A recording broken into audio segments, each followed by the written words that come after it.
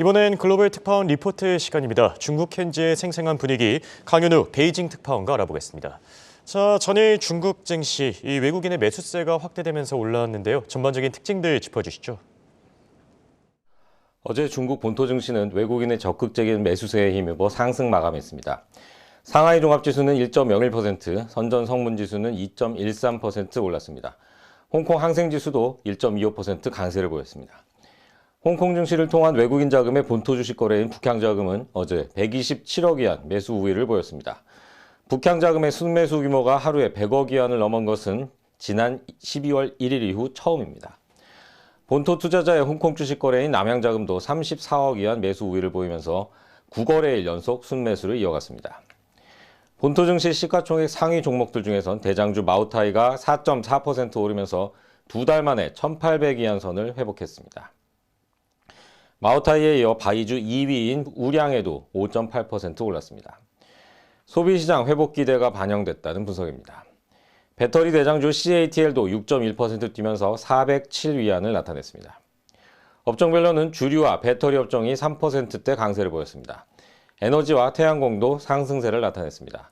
반면 부동산주는 부진했습니다. 홍콩 증시에서는 그제 알리바바 계열 핀테크 업체인 엔트그룹이 곧 상장 허가를 받을 거란 소식에 알리바바와 텐센트 등 빅테크 주식들이 일제히 급등했는데요. 어제도 상승세가 이어졌습니다.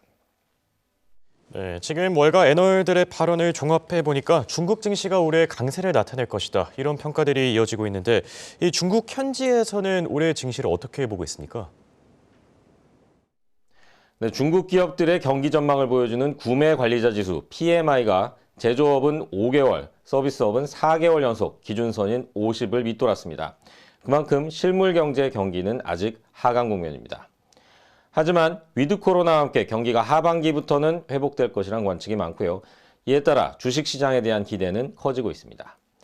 중국 최대 증권사인 중신증권은 오는 3월께 미국과 유럽이 금리 인상을 중단할 것으로 봤습니다. 위안화 가치와 중국 주식이 모두 상승세를 보일 것이란 분석입니다. 중타이증권은 1분기까지 코로나19 확산에 따른 조정기가 지속되다가 2분기부터는 강세장이 나타날 것으로 봤습니다. 싱해증권은 정부의 내수 확대 정책이 효과를 낼 것으로 기대했고요. 거타이진한증권은 소비주, 부동산주, 금융주를 추천했습니다.